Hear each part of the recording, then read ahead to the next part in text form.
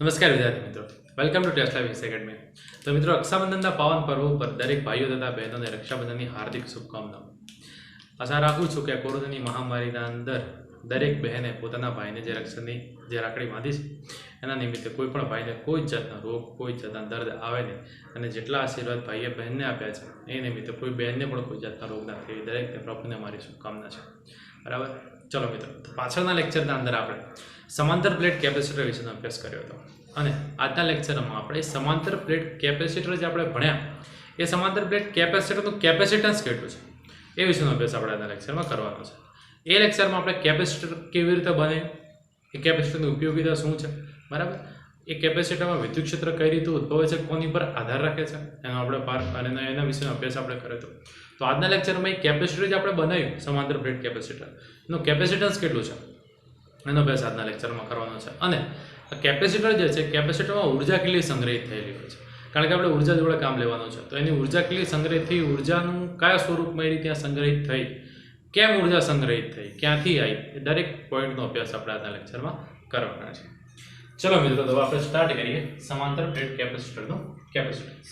Plate કેપેસિટરના અંદર આપણે એવું જોયું હતું કે બે પ્લેટ જે છે, આ એક પ્લેટ છે જે કેવી છે, કમ્પ્લીટલી ધન વિદ્યુત ભારિત પ્લેટ છે, અને જ્યારે તમે આ ધન વિદ્યુત ભારિત પ્લેટની જોડે અહીંયા કોઈ બી કોપરની કાં તો અન્ય કોઈ પ્લેટ જ્યારે તમે સુવાહક પ્લેટ મૂકો છો ત્યારે આ ધન વિદ્યુત ભારને કારણે અહીં કને કેવો ઋણ વિદ્યુત ભાર પ્રેરિત થાય છે,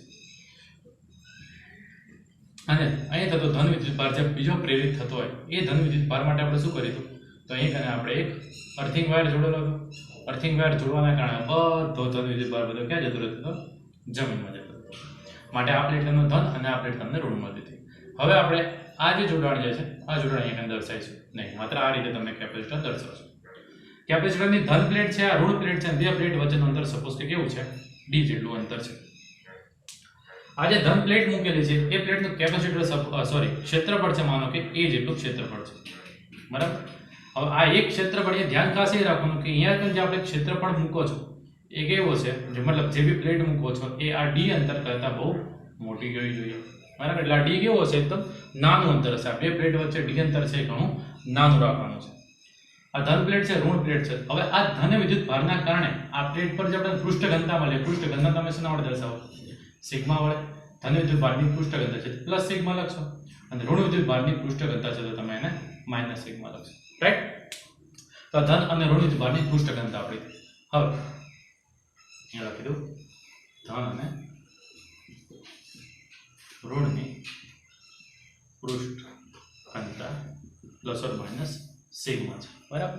તો આપણે પહેલા ચેપ્ટરમાં ભણી ચૂકેલા છીએ કે જ્યારે સમતલ આવી કોઈ પણ પ્લેટ હોય અને આ પ્લેટ પર આવી રીતે ધન કે ઋણ વિદ્યુત ભાર, ટૂંકમાં વિદ્યુત ભાર વિતરિત થયેલો હોય, પૃષ્ઠ ઘનતા સિગ્મા હોય, તો બધું વિદ્યુત ક્ષેત્ર કેટલું હોય, E = plus or minus sigma upon 2ε0। ગાઉસના નિયમના ઉપયોગોમાં આપણે આ સૂત્ર ધારી ચૂકેલા છે। પ્લસ ઓર માઇનસ એટલા માટે લખું છું ધન માટે પ્લસ આવશે, ઋણ માટે માઇનસ આવશે, રાઈટ। હવે જો, હવે આ જે ધન પ્લેટ જે છે, બરાબર, આ ધન પ્લેટ પર વિદ્યુત ક્ષેત્ર કેટલું હશે, ધન પ્લેટ ઉપર કુલ વિદ્યુત ક્ષેત્ર। તો મિત્રો જાણીએ છીએ વિદ્યુત ક્ષેત્ર ધન અને ઋણ બંને વિદ્યુત ભારના કારણે મળશે, બે વચ્ચે અંતર ખૂબ નાનું છે એટલે આપણે અંતરને એટલું બધું ધ્યાનમાં લેશું નહીં। તો બંનેના કારણે બધું વિદ્યુત ક્ષેત્ર કેવું છે, સમાન પરંતુ પરસ્પર વિરુદ્ધ દિશામાં હશે। સમાન પરંતુ પરસ્પર વિરુદ્ધ દિશામાં જ આપણને ખબર છે એક ધન ને બીજો આપણે ઋણ લેવો પડે, એટલે એક છે સિગ્મા અપોન 2ε0 અને બીજું માઇનસ સિગ્મા અપોન 2ε0। તો સમાન પરંતુ પરસ્પર વિરુદ્ધ દિશામાં બે વિદ્યુત ક્ષેત્રોના કારણે તમને વિદ્યુત ક્ષેત્ર કેટલું મળશે, ધન પ્લેટ ઉપર 0 મળશે। સિમિલરલી એ જ રીતે ઋણ પ્લેટ પર તમારે વિદ્યુત ક્ષેત્ર જોતું હોય, ઋણ પ્લેટ પર કુલ વિદ્યુત ક્ષેત્ર એ પણ કેટલું હશે મિત્રો, E = 0 જ આવશે, કેમ, ત્યાં એક પોઝિશન છે, આ ઋણ વિદ્યુત ભારના કારણે બધું વિદ્યુત ક્ષેત્ર હશે, બીજું ધનના કારણે બધું વિદ્યુત ક્ષેત્ર હશે, સમાન પરંતુ પરસ્પર વિરુદ્ધ દિશામાં હોવાના કારણે ત્યાં પણ કેટલું હશે, 0 આવશે। હવે વચ્ચેના ભાગમાં વિદ્યુત ક્ષેત્ર કેટલું હશે એ નોટિસ કરવાની ખાસ જરૂર છે। અહીંયા લખું છું, જો તો બે પ્લેટ વચ્ચેના વિસ્તારમાં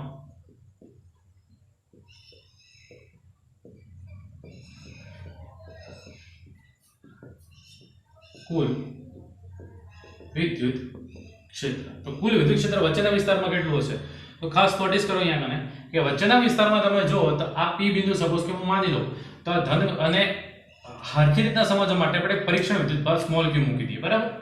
તો Q0 ઉપર ધનના કારણે જે બળ લાગશે કઈ દિશામાં બળ લાગશે? સપોઝ કે પ્લસ જ છે, બરાબર. ધન વચ્ચે અપાકર્ષણના કારણે એ આને દૂર ધકેલશે, રાઈટ. આ ઋણ વિદ્યુત ભારની આખી પ્લેટ છે, તો ધનને શું કરશે? પોતાની બાજુ આકર્ષશે, તો આ અપાકર્ષિત, અને આના માટે જે બળ લાગશે કયું હશે? આકર્ષિત. આ બળનું નામ આપી દો F1, આ બળનું નામ આપી દો F2. બંને કેવા છે? એક જ દિશામાં છે. એક જ દિશામાં તો સંબંધના નિયમ પ્રમાણે F નેટ તમને કેટલું મળશે? F1 + F2. તો સિમિલરલી F = Q સૂત્ર થાય. તો વિદ્યુત ક્ષેત્ર Q આપણે પરીક્ષણ વિદ્યુત ભાર હટાવી દઉં તો વિદ્યુત ક્ષેત્ર પણ શું છે? એક જ દિશામાં મળે છે તમને. તો જે એક જ દિશામાં વિદ્યુત ક્ષેત્ર હોય તો વિદ્યુત ક્ષેત્રનું શું થાય મિત્રો? સાંભળો. તો આના કારણે ઉદ્ભવતું વિદ્યુત ક્ષેત્ર σ/2ε0. આના કારણે ઉદ્ભવતું વિદ્યુત ક્ષેત્ર σ/2ε0. બંને એક જ દિશામાંથી આપણે કરી નાખીએ બેનો સરવાળો. તો કુલ વિદ્યુત ક્ષેત્ર કેટલું મળ્યું? 2 ટાઈમ્સ σ/2ε0. તો બે કેન્સલ કરી દો તો મને વિદ્યુત ક્ષેત્ર કેટલું મળ્યું? E = σ/2ε0. તો મિત્રો આ આપણને વિદ્યુત ક્ષેત્ર મળ્યું, રાઈટ. કયું વિદ્યુત ક્ષેત્ર? બે પ્લેટો વચ્ચેના વિસ્તારમાં ઉદ્ભવતું વિદ્યુત ક્ષેત્ર. ખાસ આ સૂત્ર યાદ રાખજો. હવે બીજી એક વસ્તુ ધ્યાનથી સાંભળો. તમે જાણો છો કે જ્યારે વિદ્યુત ક્ષેત્ર આવે ત્યારે વિદ્યુત ક્ષેત્ર સાથે બીજી કઈ રાશિ સંકળાયેલી છે? વિદ્યુત સ્થિતિમાન. કઈ રાશિ સંકળાયેલી છે? વિદ્યુત સ્થિતિમાન. વિદ્યુત સ્થિતિમાન V નું સૂત્ર શું થાય મિત્રો? તો V નું સૂત્ર તમે જાણો છો, V = સૂત્ર છે આપણું ED. બીજી મહત્વની બાબત કે આ જે વિદ્યુત ક્ષેત્ર જે આપણે લખ્યું તો આ વિદ્યુત ક્ષેત્ર કઈ દિશામાં છે? તો આપણે જાણીએ છીએ વિદ્યુત ક્ષેત્ર કઈ દિશામાં હોય? ધનથી ઋણ તરફ. એટલે વિદ્યુત ક્ષેત્રની દિશા આપણે આ રીતે દર્શાવીશું. વિદ્યુત ક્ષેત્રના વચ્ચેના વિસ્તારમાં જે વિદ્યુત ક્ષેત્ર છે એના બહારના વિસ્તારમાં આ જે સીમાનો વિસ્તાર છે ત્યાં વિદ્યુત ક્ષેત્ર રેખા બહાર તરફ ફેલાયેલી હશે. અને બહાર તરફ એટલે કે બહાર જતી હોય તેને કહેવાશે આપણે ફ્રિન્જિંગ ઓફ ચાર્જ, બરાબર. એટલે એની અસર આપણે અહીંયા અવગણવા છે. માત્ર વચ્ચેના વિસ્તારમાં વિદ્યુત ક્ષેત્ર આપણે લેવાનું છે. ચલો પાછા અહીંયા આવે તો V = σ/ε0. ચલો આ σ/ε0 સૂત્ર સાચું છે, પણ આના સિવાય આપણે આપણી હાલની જરૂરિયાત પ્રમાણે આપણે સિગ્માને થોડા કન્વર્ટ કરશું Q/A માં. Q/A લખવા પાછળનું રીઝન શું છે? તો જો આપણે જ્યારે વિદ્યુત સ્થિતિમાન પરથી આપણે મૂળ મેળવવા છે કેપેસિટન્સ સૂત્ર છે C = Q/V. તેમાં Q ઉડી જશે, પાછળ આવશે એટલે ખબર પડશે. એટલે Q ની મૂળ જરૂર છે, એટલા માટે હું આ સૂત્ર બનાવીને લખીશ, બરાબર. તો E નું સૂત્ર આપણે લખીએ Q/A ε0 અને D એની જગ્યાએ છે, રાઈટ. બાકી સીધું તમે σ/ε0 લખ્યો તો ચાલે. તો જ્યારે આ બે સૂત્ર છે બંને સૂત્ર જરૂરિયાત પ્રમાણે યુઝ કરવાના. MCQ ના અંદર જો તમને પૃષ્ઠ ઘનતા આપેલી હોય તો આ સૂત્ર યુઝ કરશો. MCQ માં વિદ્યુત ભાર અને ક્ષેત્રફળ આપેલું હોય તો આ સૂત્ર યુઝ કરશો. જેવી કિંમત આપી હોય એ રીતે આપણે સૂત્ર યુઝ કરવાનું રહેશે. હજી સમજો તો V = Q/D/A0 આ સૂત્ર આપણું આવ્યું. હવે જો તો આજે આપણે વિદ્યુત સ્થિતિમાન મળ્યું, બરાબર. એના પરથી આપણે મેળવવું છે કેપેસિટન્સ. કેપેસિટન્સનું સૂત્ર શું થાય? ટાર્ગેટ તો આપણો મેળવી ગયો હતો ને, કેપેસિટન્સ. કેપેસિટન્સ સૂત્ર C = શું થાય? Q/V, right. ચલો Q/V છે તો Q ની જગ્યાએ છે અને V ની જગ્યાએ કિંમત મૂકી આપણે QD છેદમાં A0. તો આ બંને Q શું થઈ ગયા? કેન્સલ આઉટ થઈ ગયા. માટે આ Q વાળું સૂત્ર મેં યુઝ કર્યું હતું. તો માટે C તમને કેટલા મળે? A0/D. તો આ આપણું મેઇન ટાર્ગેટ છે, તો આપણે મળી ગયું સમાંતર પ્લેટ કેપેસિટરનું કેપેસિટન્સ.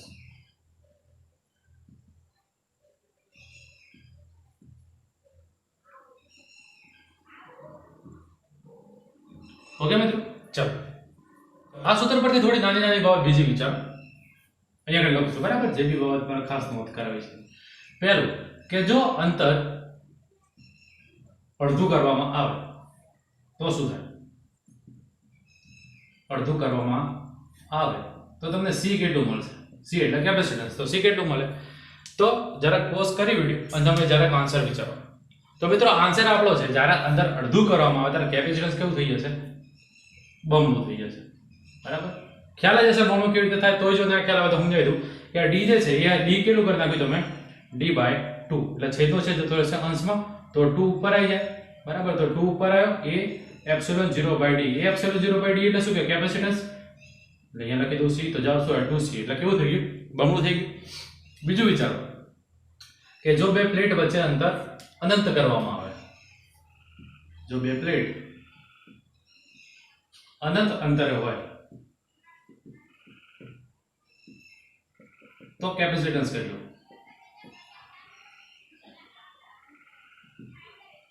તો મિત્રો જ્યારે અનંત અંતરે કરવામાં આવે તેનો જવાબ તમે બે રીતે વિચારી શકો. લોજિકલી વિચારો તો ખ્યાલ આવે કે બે કેપેસિટર જે છે એનું અંતર ડી કેટલું કરી નાખ્યું? અનંત અંતર, એટલે બહુ જ દૂર મૂકી દીધી. અનંત અંતરનો મતલબ એવું નથી કે પૃથ્વી પર અને બીજું ઠેઠ યુરેનસ ગ્રહ પર મૂકી દીધું હોય. અનંત અંતરનો મતલબ એવો થાય કે એનું ક્ષેત્રફળની સરખામણીના અંદર અંતર ખૂબ જ મોટું હોય. જેમ કે સપોઝ કે એમનું ક્ષેત્રફળ એ બરાબર આપણે 5 સેન્ટીમીટર લેતા હોઈએ, સેન્ટીમીટર સ્ક્વેર આપણે લેતા હોઈએ, બરાબર ક્ષેત્રફળ, તો એમના વચ્ચેનું અંતર જે છે એ સપોઝ કે 5 છે, તો પેલાનું સપોઝ કે 500 માની લો, બરાબર. આટલું મોટું જ્યારે અંતર મૂકવામાં આવે તો એને આપણે અનંત અંતર કહેશું. એટલે કે બે પ્લેટો વચ્ચેનું અંતર જે છે એના પરિમાણ કરતાં ખૂબ મોટું હોય એને આપણે અનંત અંતર કહેવાનું છે. તો જ્યારે અનંત અંતર એટલે ખૂબ જ દૂર મૂકી તો સીધી વસ્તુ બે વચ્ચે કેપેસિટન્સ મળે નહીં, બરાબર. તો બે વચ્ચે કેપેસિટન્સ શૂન્ય મળે. જો આની પરથી વિચારો તો ખબર પડે કે આ બંને વચ્ચે સંબંધ કેવો છે. મારે તો ખાસ તમને આ નોટ કરાવવું હતું કે બે જણા વચ્ચે સંબંધ કેવો છે? C is proportional to 1/d નો સંબંધ છે. એટલે કેવો છે? બંને વ્યસ્ત છે એકબીજાને. એ એપ્સિલોન 0 એપ્સિલોન અચળાંક છે, મૂકી દો, સમપ્રમાણતા ચાલે. તો વ્યસ્ત નિયમ શું કહે છે? એક વધે તો બીજું થઈ જાય, ઘટે. તો આ કેવું કર્યું? ખૂબ વધારી દીધું, તો આ ખૂબ જ ઘટી જશે. ખૂબ જ ઘટીને કેટલું ઘટીએ કે શૂન્ય થઈ જાય. તો કેપેસિટન્સ તમને કેટલું મળે મિત્રો? શૂન્ય મળે, રાઈટ. તો આનો મતલબ કે મારા સૂત્ર પરથી જે સંબંધ તારો તો યાદ છે કે C is proportional to 1/d છે. જેટલું વધારે અંતર એટલું કેપેસિટન્સ ઓછું, જેટલું અંતર ઓછું એટલું કેપેસિટન્સ, અંતર જેટલું ઓછું એટલું કેપેસિટન્સ કેવું મળશે? તમને વધારે મળશે. બીજો મહત્વનો આની પરથી એક નિષ્કર્ષ એ પણ આવે છે કે C કેવું છે? તો C is proportional to A. એટલે કે ક્ષેત્રફળ તમે જેટલું વધારે મૂકો, મોટું હશે એટલું કેપેસિટન્સ વધારે હશે. લોજિકલી સમજવું હોય તો સમજી શકો. તમે પ્લેટ જે આટલી એની જગ્યાએ તમે પ્લેટ બહુ મોટી મૂકી દીધી. જો પ્લેટ આટલી મોટી મૂકવામાં આવે તો તમે એની પર વિદ્યુત ભાર વધારે ને વધારે મૂકી શકો. વિદ્યુત ભાર વધારે એનો મતલબ કે એ પ્લેટને વિદ્યુત ભાર સમાવવાની કેપેસિટી વધારે છે. કેપેસિટી વધારે મતલબ કે એનું કેપેસિટન્સ વધારે છે, રાઈટ. એટલે કે C proportional to A. અને બીજી કઈ વસ્તુ પર આધાર રાખે? માધ્યમ પર આધાર રાખે. એ તો કોમન વસ્તુ છે. એ તો આપણે ગયા લેક્ચરમાં સમજાવ્યું હતું કે આજુબાજુનું માધ્યમ કેવું છે એની પર કેપેસિટન્સ આધાર રાખશે. ખબર? પેલું 3 × 10⁶ 3 × 10⁵ 3 × 10⁵ કરીને આખું સમજાવ્યું હતું. ઓકે, આ વખતે તમને લોકોને ખ્યાલ હશે. ના ખ્યાલ હોય તો નીચે ડિસ્ક્રિપ્શનમાં લિંક મૂકી દે છે, એની પરથી તમે વિડીયો ખાસ જોઈ લેજો. ઓકે, ચલો. તે એક 1 2 3 ને બીજું છે આપણા માધ્યમ પર આધાર રાખશે. તો આ ચાર બાબત છે. 1 2 મતલબ કે 3 1 2 3 D છે, એપ્સિલોન 0 A, આ ત્રણ બાબત ઉપર કેપેસિટન્સ આધાર રાખે છે. ચલો, આ તો શૂન્યાવકાશ માધ્યમ બે જણા વચ્ચે હતું, બરાબર.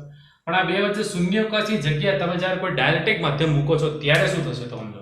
તો હવે જે આપણે સમાંતર પ્લેટ કેપેસિટરનું શું કહેવાય, સમાંતર પ્લેટ કેપેસિટર ડાયલેક્ટ્રિકમાં મૂકતા તેની અસર ચલો જોઈએ. આ જે કેપેસિટર છે એની પ્લેટ છે ધન પ્લેટ, આ કેપેસિટરની ઋણ પ્લેટ, બે વચ્ચે અંતર d છે, વિદ્યુત ક્ષેત્ર ધનથી ઋણ આ દિશામાં આવેલું છે. ખાલી 3 જ રેખા દોરું છું, વિદ્યુત ક્ષેત્ર વધારે દૂર તો નથી. હવે જ્યારે તમે આ બે પ્લેટ વચ્ચે કોઈ ડાયલેક્ટ્રિક માધ્યમ મૂકો છો, શું મૂકો છો? બે પ્લેટ વચ્ચે કોઈ ડાયલેક્ટ્રિક માધ્યમ,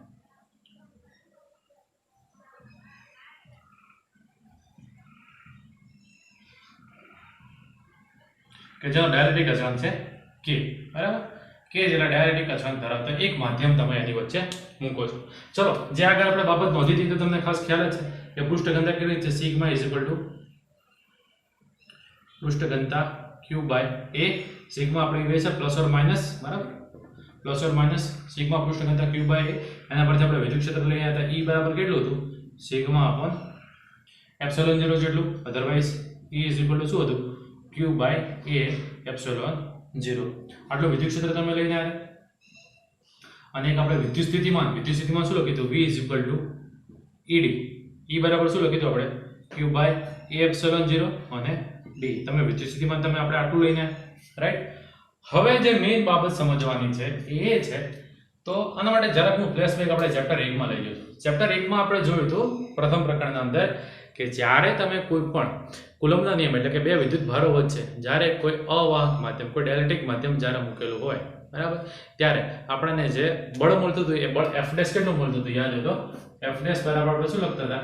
F' બરાબર F/k.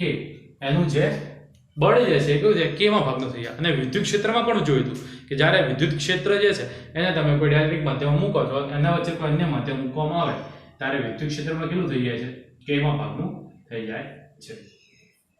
સમજી શકો F બરાબર સૂત્ર શું છે? F બરાબર છે સૂત્ર QE અને પરથી તારો હોય તો તમે તારી શકો. F બરાબર સૂત્ર છે QE અને આ શું થઈ જશે 9 એટલે Q ડેશ E ડેશ તમારું થઈ જશે બરાબર. અને બાય શું છે કે છે સોરી અહીંયા કને આ ડેશ આવે અહીંયા જે પહેલો વિદ્યુતભાર હતો એ નવો વિદ્યુતભાર. ઓકે F બરાબર QE ડેશ એટલે બધા ડેશ ડેશ લગાવી દો.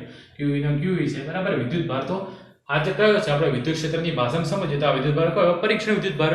પરીક્ષણ વિદ્યુતભાર જો તમે હટાવી લો તો તમને સૂત્ર શું મળી જાય? E ડેશ બરાબર E બાય K. એનો મતલબ કે શૂન્યાવકાશ સિવાય અન્ય માધ્યમ મુકતા વિદ્યુત ક્ષેત્ર તમારું કેવું થઈ જાય? K માં ભાગનું થઈ જાય.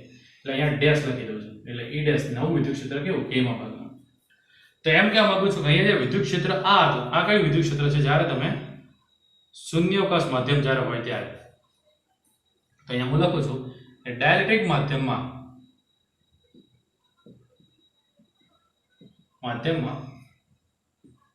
વિદ્યુત ક્ષેત્ર K માં ભાગનું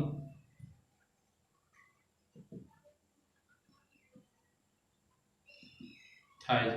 તો માટે આ ડાયલેક્ટ્રિક માધ્યમ મુક્તા જે સૂત્રનું આપણે E નામ આપ્યું હતું તો હવે જે ડાયલેક્ટ્રિક માધ્યમ મુક્તા જે તમને મળશે એ કયું હશે? E dash.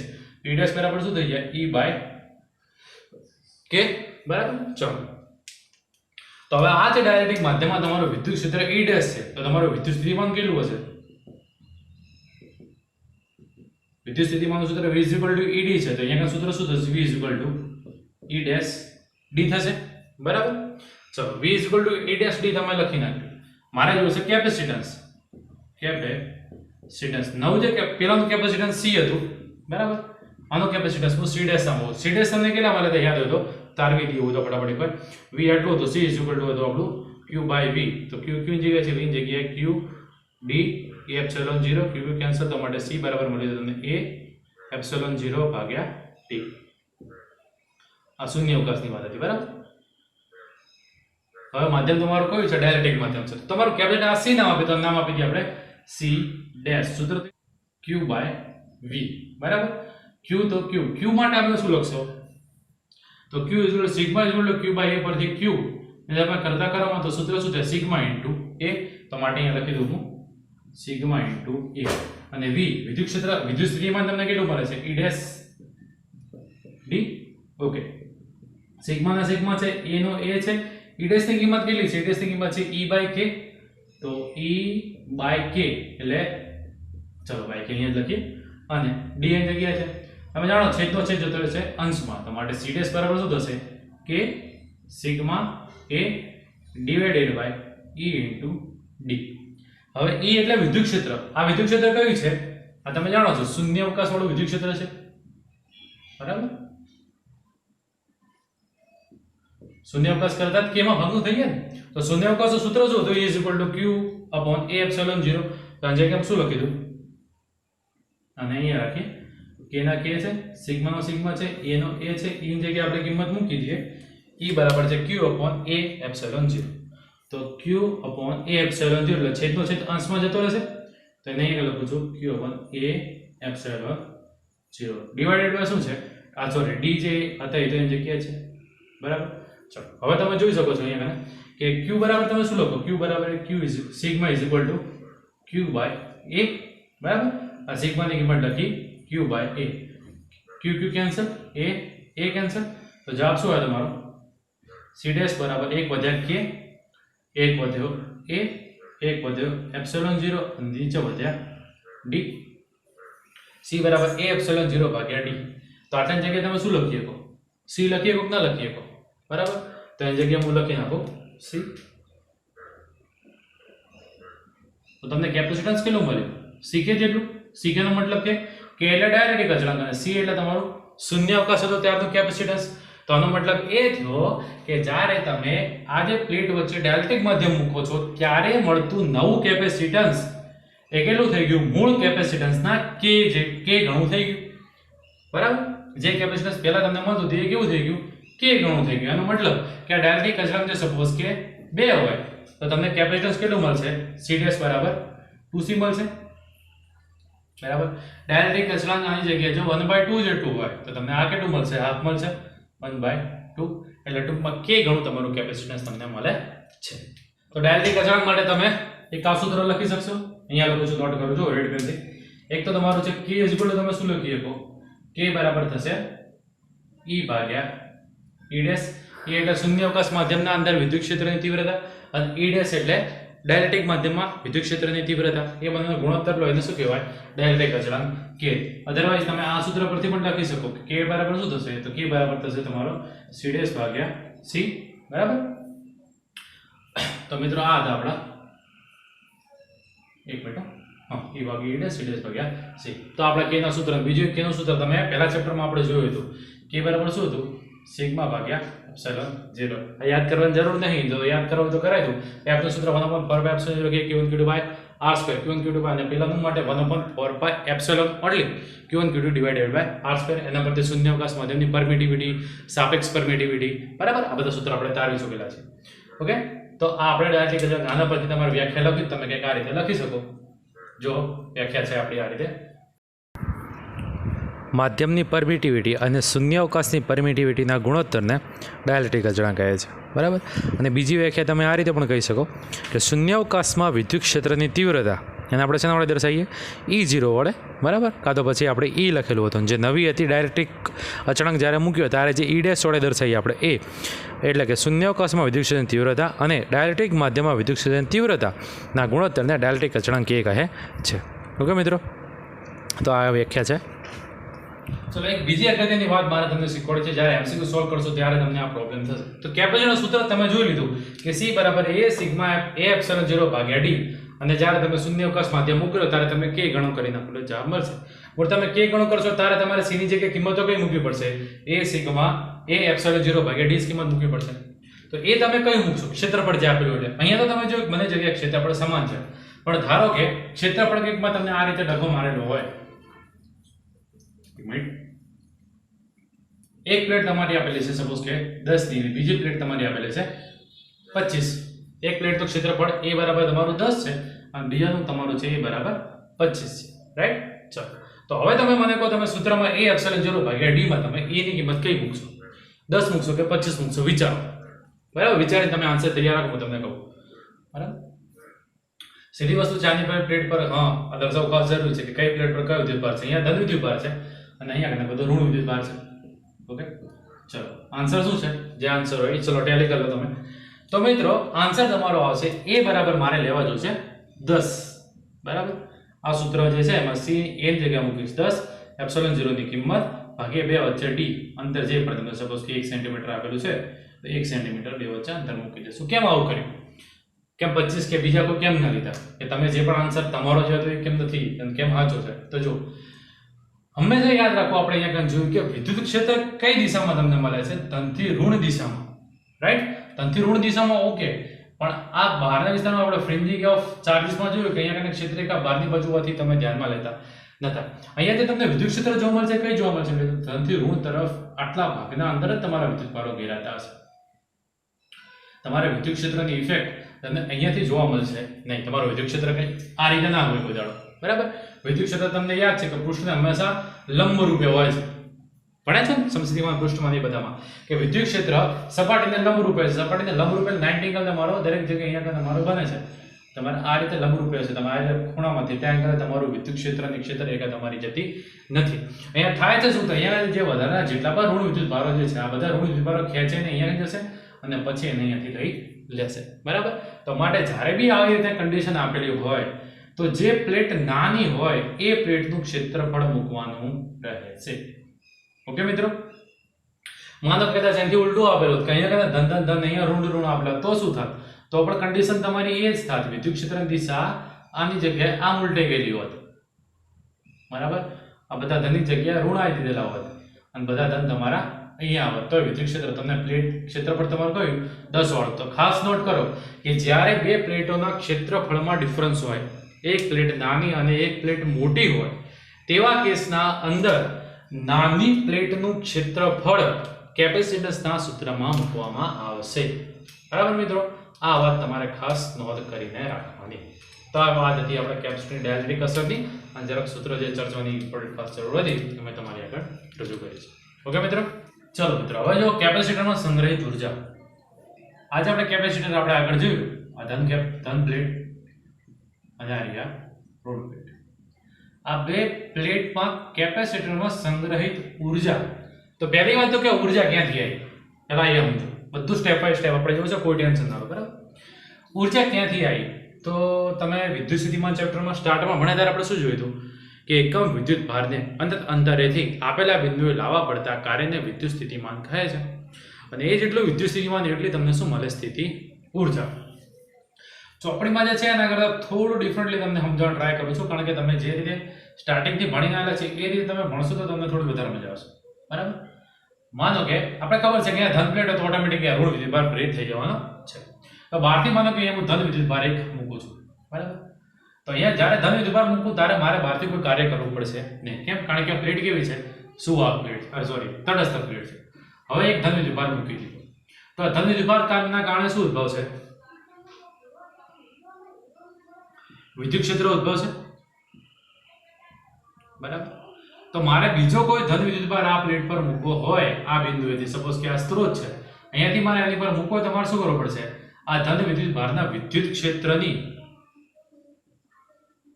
વિરુદ્ધ દિશામાં કાર્ય કરવું પડશે.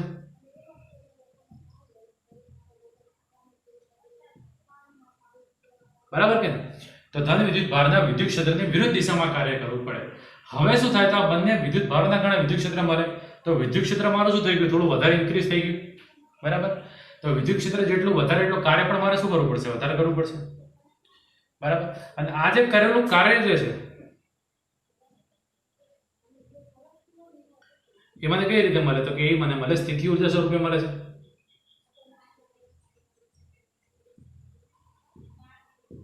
ઓકે. તો અહીંયા કને મારે જેટલા વધારે વિદ્યુત ભાર મૂકવો એટલું વધારે મને કાર્ય કરવું પડે. જેટલું વધારે કાર્ય કરો એટલી વધારે મને શું મળશે, ઉર્જા મળતી જશે, રાઈટ. હવે તમે સમજી શકો કે ત્રીજો વિદ્યુત ભાર મૂકું તો વિદ્યુત ક્ષેત્ર વધારે, હજી મારે કાર્ય કરવું પડે. આમ સતત જેમ જેમ વિદ્યુત ભાર વધારે મૂકતો જાઉં તેમ તેમ મારે કાર્ય કરવું પડે છે. સમાંતર પ્લેટ કેપેસિટરની આપણે જે રચના ભણ્યા એના આધારે ધન પ્લેટના સાપેક્ષે અહીંયા શું ઉદ્ભવી જશે, ઋણ વિદ્યુત ભાર ઉદ્ભવી જાય. માનો કે આ બે પ્લેટ વચ્ચે અંતર ડી છે, રચી ગયું કેપેસિટર. ઓકે. બે વચ્ચે માધ્યમ કયું છે, તો શૂન્ય અવકાશ છે હાલ પૂરતું. તો જરાક સમજો લોજિક છે શું એકચ્યુઅલી અહીંયા. તો આ ધન વિદ્યુત ભાર ધન વચ્ચે શું થતું હશે, અપાકર્ષીય પ્રકારનું બળ લાગતું. હવે એને મૂકો ડાયરેક્ટ હવામાં એનો વરસાદ પડી જાય ને, જે એકચ્યુઅલી એને આપણે તાર જોડેલો હોય, આ તાર મારફતે બધા વિદ્યુત ભાર તમે અહીંયા મૂકતા હો છો. પછી તમે તારનું જોડાણ હટાવી લો છો. હવે શું થશે, તો ધન અને ધન બધા વચ્ચે અપાકર્ષણ લાગવાના કારણે આ બધાને એકબીજાથી શું જોવું હોય, દૂર જવું હશે, બરાબર. પણ દૂર જઈ શકતા નથી. કેમ? કારણ કે આપણે તાર હટાવી લીધો અને આજુબાજુ હવાનું માધ્યમ છે, અવાહક છે, એટલે ધન વિદ્યુત ભારો એ માધ્યમમાં જઈ શકશે નહીં, કારણ કે એ અવાહક તરીકે વર્તે છે. આ બેઝિક વસ્તુ છે, તમને લોકોને ખ્યાલ છે. તો ધન બધા વચ્ચે અપાકર્ષણ થવાના કારણે એકબીજામાં પૂરતી ઉર્જાથી એકબીજાને ધક્કા મારતા પણ બહાર જઈ શકતા નથી. એવા તમે હાથ અડાડો તો શું થાય, બહુ ઇન્ટરેસ્ટિંગ બાબત છે. તમે હાથ અડાડો શું થાય, તો તમને થોડો ઝાટકો લાગે એવું કહો. એકચ્યુઅલીમાં ઝાટકો લાગે એનો મતલબ શું થાય, પ્લાસ્ટિકના ચપ્પલ પહેરીને કાં તો કોઈ પ્લાસ્ટિકની વસ્તુ ઉપર તમે ઊભા હો તો ઝાટકો નહીં લાગે. પણ જો તમે કોઈ જમીનને સ્પર્શ કરીને પહેલા હશો ને, જો તમે અડશો તો તમને ઝાટકો લાગશે, ધેટ મીન્સ કે કરંટ લાગશે. વાસ્તવમાં કરંટ નથી, શું હોય છે, આ ધન વિદ્યુત ભાર આપણા હાથમાં જાય છે. આપણો આખું જે શરીર જે છે એ પણ એવું વિદ્યુત ભારો ધરાવતું હોય છે, કારણ કે આપણા જે નાના મોલેક્યુલથી આખું આપણા બધા અંગો ઉપાંગોની બધું બનતું હોય છે. તેમાં ધન ને ઋણ બધા પેલા કહેવાય ને સ્થિર અવસ્થામાં હોય છે, એટલે સ્ટેબલ ન્યુટ્રલ હોય છે, એટલે ફરક નથી પડતો. પણ ધન વિદ્યુત ભાર આવવાના કારણે ધન વચ્ચે અપાકર્ષણ લાગે એટલે એકબીજા દૂર ધકેલવાનો પ્રયાસ કરે. માર્ગ જુએ છે, જમીન ઓળ્યા છે, એટલે બધો ધન વિદ્યુત ભાર ક્યાં જવા માંડશે, જમીનમાં જવા માંડશે. તો માટે એક ધન વચ્ચે ધક્કો આજે અહીંયા મૂકતા આ ધન અહીંયા ધક્કો મારે, આ ધન અહીંયા ધક્કા લાગે, એના કારણે તમને કરંટ લાગે, શોક લાગે, એવી તમને ઇફેક્ટ આવે છે, એને આપણે શોક લાગે એવું કહીએ છીએ. પરંતુ માનો કે જો હું આ હાથને મારે બે પ્લેટો વચ્ચેના માધ્યમમાં મૂકું અહીંયા તો મને કરંટ નહીં લાગે. રીઝન, કારણ કે ધન અને ઋણ વિદ્યુત ભારમાં જ્યારે અહીંયા કને હું સપોઝ કે મારી એક આંગળી મૂકી દઉં છું, બરાબર, તો આંગળી પર ધન ઋણ લાગે છે. હવે શું થશે, તો આ ધનના કારણે ધન ઉપર શું લાગે, અપાકર્ષીય પ્રકારનું બળ લાગે. તો જેટલું અપાકર્ષીય પ્રકારનું બળ લાગે છે એટલું જ આકર્ષીય પ્રકારનું બળ લાગે છે. તો સમાન પરંતુ પરસ્પર વિરુદ્ધ હોવાના કારણે કુલ બળ કેટલું થઈ જાય, 0. એટલે કે આ ભાગમાં મને કુલ બળ લાગતું નથી, એટલે આ બધા કંઈ પ્રેરિત થઈને એકબીજાથી દૂર જઈ શકતા નથી. આજુબાજુ હવા છે એટલે ધન વિદ્યુત ભાર બહાર નીકળી નાખે. તો માટે મને અંદરના ભાગમાં જ્યારે કોઈ હાથ કે આંગળી વડે સ્પર્શ કરવામાં આવે તો ઇફેક્ટ નહીં થાય, પણ જો પ્લેટને ટચ કરું તો મને થોડી ઘણી ઇફેક્ટ જોવા મળશે. ચલો છોડ, બેઝિક વસ્તુ છે, સમજી શકો. હવે શું થાય છે, મેઇન મુદ્દા પર આપણે પાછા આવીએ, ઉર્જા ઉપર પાછા આવીએ. તો કરેલું કાર્ય એ સ્થિતિ ઉર્જા સ્વરૂપે સંગ્રહ પામે છે. માનો કે હવે મારે એક ડીક્યુ જેટલા સૂક્ષ્મ વિદ્યુત ભારને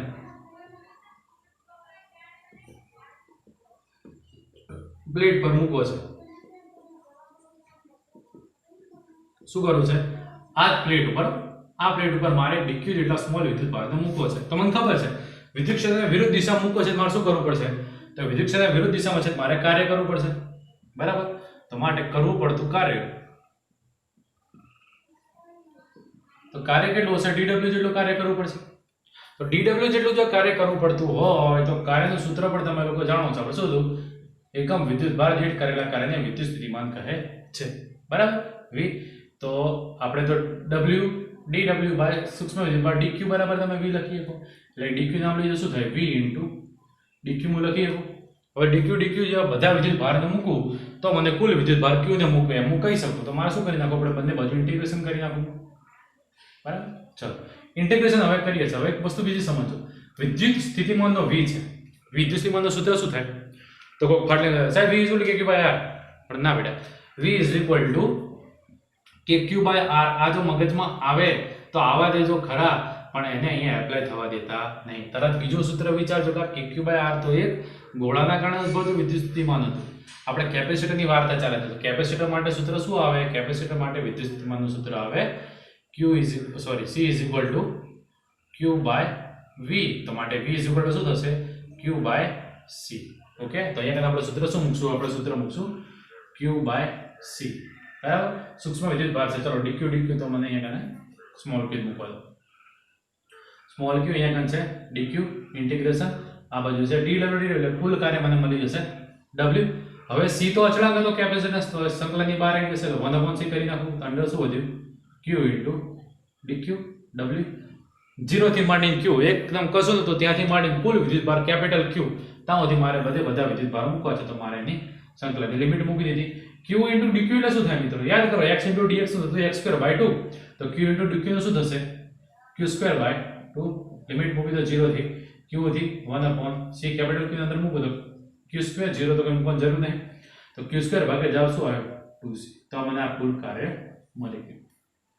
કરેલું કાર્ય સ્થિતિ ઊર્જા સ્વરૂપે સંગ્રહ પામે છે. તો જે તમને ઊર્જા જે છે કેપેસિટરમાં સંગ્રહિત ઊર્જા એની અંદર u વડે u બરાબર સૂત્ર શું હશે? u બરાબર સૂત્ર મળી તમને q² ભાગ્યા 2c. બરાબર? એક આ સૂત્ર લખી નોટ કરી લો. ચલો આ સૂત્ર પહેલા તો હવે સમજો. હવે આ જે છે અહીંયા સમજો, આપણે શું કીધું? c q by v. તો આમાં જો q ને કરતા કરવામાં આવે તો q બરાબર શું થાય? cv થાય. તો આ કિંમત તમે અહીંયા ઇનપુટ કરો. તો બીજું સૂત્ર શું થશે? u બરાબર q² છે, આ શું થશે? c² v² ભાગ્યા 2c. એક c જતો રહે, જવાબ શું આવે? u બરાબર cv², 1/2 cv², 1/2 cv². એક તમને આ સૂત્ર મળ્યું. આના સિવાય હજી મારે થોડું આમાં બીજું કંઈક સૂત્ર મારે બનાવવું હોય તો હું આવી રીતે પણ બનાવી શકું. જે v જે છે એના બે ભાગ પાડી દો. એટલે u બરાબર c 1/2 જે હતા એ તો ખરા, c ના c છે ને v ના બે ભાગ પાડ્યો v into v. તો cv એટલે શું કહેવાય? તો આની પરથી તમે જોઈ લો q is equal to cv. q કરતા cv થાય. આ જગ્યાએ હું q મૂકી શકું તો માટે u નું સૂત્ર શું મળ્યું? 1/2 તો 1/2 છે. cv જગ્યાએ મૂકું q into v. તો માટે મને ત્રણ જાતના સૂત્ર મળે. એક મળે q is equal to q² ભાગ્યા 2c. એક મળે u is equal to 1/2 cv². અને એક સૂત્ર મળ્યું u is equal to 1/2 q into v. તો આ ત્રણ સૂત્ર યાદ રાખો. અનુકૂળતા પ્રમાણે કઈ કઈ કિંમતો આપેલી છે એના આધારે તમે કિંમત મૂકી અને દાખલો અથવા એમસીક્યુ ગણી શકો છો. તો આ કેપેસિટર સંગ્રહિત ઊર્જા. હવે આ સંગ્રહિત ઊર્જા ક્યાં સંગ્રહ પામશે? ધન પ્લેટ પર, ઋણ પ્લેટ પર? ના, આ સંગ્રહિત ઊર્જા વિદ્યુત ક્ષેત્રમાં સંગ્રહ પામશે. વિદ્યુત ક્ષેત્રમાં છે. બરાબર? કોઈ કે ધન પ્લેટ પર આ ઊર્જા હોય કે ઋણ પ્લેટ પર? ના, ધન અને ઋણ બાજુ આપણું વિદ્યુત ક્ષેત્ર હશે. બરાબર? ધનથી ઋણ તરફ હોય વિદ્યુત ક્ષેત્ર. તો આ ધનથી ઋણ તરફ જે વિદ્યુત ક્ષેત્રની દિશા જે છે આ વિદ્યુત ક્ષેત્રમાં આ ઊર્જા સંગ્રહિત પામેલી હોય છે. આ બાબત પણ ખાસ નોટ કરજો. બરાબર? સંગ્રહિત ઊર્જા કઈ જગ્યા હોય તો વિદ્યુત ક્ષેત્રમાં આ ઊર્જા સંગ્રહ પામેલી હોય છે. તો મતલબ કે આ વિસ્તારમાં છે. બરાબર? ચલો આને આપણે કહીએ સિગ્મા, આને આપણે કહીએ માઇનસ સિગ્મા. આ પ્લેટનું ક્ષેત્રફળ છે એ છે. આટલા વચ્ચેનો જે વિસ્તાર જે છે તો આપણે આને એકમ કદ કહી દઉં. આખું કદ છે v જેટલું કદ. બરાબર? તો ઊર્જા વિદ્યુત ક્ષેત્રમાં સંગ્રહ પામેલી હોય તો આના નાના નાના ભાગમાં તમે ગણી શકો ને એકમ કદ દીઠ સંગ્રહ પામતી ઉર્જા કેટલી છે એ મારે ચેક કરવું છે. તો નેક્સ્ટ આપણે એમ સમજીએ કે એકમ કદમાં સૂક્ષ્મ જે કદ છે એ કદમાં આ ઉર્જા કેટલી સંગ્રહ પામેલી હશે. સંગ્રહિત ઉર્જા તો ખ્યાલ આવી ગયો. હવે એકમ કદ દીઠ સંગ્રહિત ઉર્જા જોઈએ. ચલો તો મિત્રો હવે વાત છે આપણી એકમ કદ દીઠ ઉર્જા ઘનતા. શું વાત છે આપણી? ઉર્જા ઘનતા અથવા તો એકમ કદ દીઠ ઉર્જા. તો મિત્રો વાત એ છે આપણી આ કેપેસિટર, ધન પ્લેટ, ઋણ પ્લેટ અને બે વચ્ચે તમે કોઈ ડાયલેક્ટ્રિક માધ્યમ સપોઝ કે ભરી દો છો. શું ભરી દો છો એને? કોઈ એક ડાયલેક્ટ્રિક માધ્યમ. કે દર્શાવો એટલે સમજો કે ડાયલેક્ટ્રિક માધ્યમ મૂકેલું છે. બરાબર? તો કે જેટલું ડાયલેક્ટ્રિક માધ્યમ મૂકેલું છે. આજે તમે માધ્યમ મૂકેલો છે, કોઈ બી સ્લેબ દાખલ કર્યો છે, એનું કદ છે સપોઝ કે v જેટલું એનું કદ છે. બરાબર? વિદ્યુત ક્ષેત્ર કઈ દિશામાં હશે? ધનથી ઋણ તરફ એટલે આ દિશામાં તમારું વિદ્યુત ક્ષેત્ર હશે.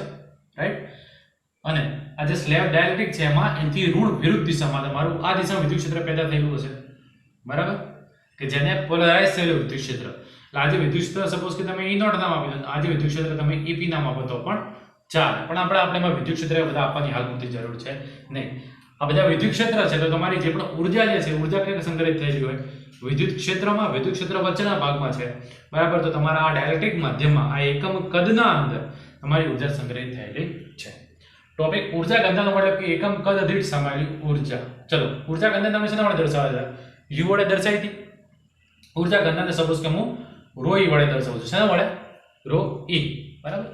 કારણ કે વિદ્યુત ક્ષેત્રની ચલો ρ વડે દર્શાવું તો પણ ચાલે, ρ e વડે દર્શાવું તો ચાલે. ρ વડે દર્શાવી છે આપણે ઉર્જા ઘનતા. તો એકમ કદ દીઠ એટલે એકમ કદ નીચે લખી દઉં v, સમાયેલી ઉર્જા એને લખી દઉં u. તો આ શું થઈ ગયું? ઉર્જા ઘનતા. એકમ કદ દીઠ સમાયેલી ઉર્જાને ઉર્જા ઘનતા કહે છે, જેને અમે ρ e વડે દર્શાવું છું ઇલેક્ટ્રિક ફિલ્ડમાં સંગ્રહિત પામેલી છે માટે. ચલો આ v કદ છે. બરાબર? તો કદની જગ્યાએ હું આમ લખું a ગુણ્યા d તો તમને કોઈ વાંધો ખરો? d એટલે શું થાય? બે પ્લેટ વચ્ચેનું અંતર. a એટલે ક્ષેત્રફળ, તો લંબાઈ ગુણ્યા પહોળાઈ ગુણ્યા ઊંચાઈ, તો કદ થાય. એટલે v આપણે લખું ક્ષેત્રફળ ગુણ્યા d, બે વચ્ચેનું અંતર. ચલો આટલું ક્લિયર. હવે u એટલે શું થાય? તો u એટલે સ્થિતિ ઉર્જા છે. આરી આપણે શું છે? સ્થિતિ ઉર્જા. સ્થિતિ ઉર્જા u નું સૂત્ર તમે થોડી વાર પહેલા તાળ્યું. શું હતું? u બરાબર 1/2 cv². અને આ શું છે? a ગુણ્યા d છે. ચલો c એટલે શું થાય? કેપેસિટન્સ. કેપેસિટન્સ સૂત્ર તમે જાણો છો. શું થાય? અહીંયા લખી દઉં c થાય આપણું ε0 a/d. રાઈટ? અને જ્યારે કોઈ શૂન્યાવકાશ માધ્યમ તારે તમે મૂકો છો ત્યારે કેમો ભાગનું થઈ જાય એ અલગ વસ્તુ છે. પછી v છે વિદ્યુત સ્થિતિમાં. તો v નું સૂત્ર શું થાય? v ed. તો માટે 1/2 c ની જગ્યાએ આપણે લખી નાખીએ ε0 a/d. v ની જગ્યાએ હું લખી નાખું e * d, પણ સ્ક્વેર કરું છું માટે e નો સ્ક્વેર થશે અને d નો પણ સ્ક્વેર થશે. ભાગ્યા નીચે લખીએ a ગુણ્યા d. તો આ અંશનો છેદ છેદમાં આવી ગયા તો d નીચે શું થઈ જશે? d² અને 2 નીચે આવે તો કને 2 થઈ ગયા. રેડી? ચલો કેટલો ઉડે જોઈ લો. આ d² ઉડી જશે, આ d² ઉડી જશે, આ 1 ઉડી જશે, આ a ઉડી જશે. તો માટે આન્સર શું આવ્યો? 1/2 ε0 e². તો આ તમને મળી ગઈ ઉર્જા ઘનતા દોરી. એકમ કદ દીઠ સમાયેલી ઉર્જા ઘનતા. રાઈટ? તો મિત્રો આ રીતે તમે એકમ કદ દીઠ સમાયેલી ઉર્જા ઘનતા પણ મેળવી શકો છો. તો મિત્રો આજનું લેક્ચર આપણે અહીંયા રાખીએ છીએ. આવનારા લેક્ચરના અંદર આપણે બહુ જ મહત્વના ટોપિકની ચર્ચા કરવાના છે, જે છે કેપેસિટરનું શ્રેણી અને સમાંતર જોડાણ. મોસ્ટ ઓફલી નીટના એમસીક્યુ કેપેસિટરના શ્રેણી અને સમાંતર જોડાણની સર્કિટો પરથી તમારા પૂછાવાના છે. અવશ્ય મગજમાં ફિટ કરી લો. એટલે આવનારું લેક્ચર તમારું બહુ જ ઇમ્પોર્ટન્ટ છે. બરાબર? તો આવનાર લેક્ચર માટે તમારે આપણી ચેનલ સાથે જોડાઈ રહેવા માટે ચેનલ સબસ્ક્રાઇબ ના કરી હોય ચેનલ સબસ્ક્રાઇબ કરી નાખો. બરાબર? જો વિડીયો તમને ખરેખર ગમ્યો હોય તો વિડીયોને લાઇક કરવાનું ભૂલતા નહીં અને તમારા ફ્રેન્ડ સાથે પણ શેર કરો, જેથી દરેક વિદ્યાર્થી આનો લાભ લઈ શકે. એમાં કંજૂસાઈ કરતા નહીં. ઓકે? થેન્ક્સ ફોર વોચિંગ અને સ્ટે ટ્યુન. નવા વિડીયો માટે આપણી સાથે જોડાઈ રહો. ઓકે?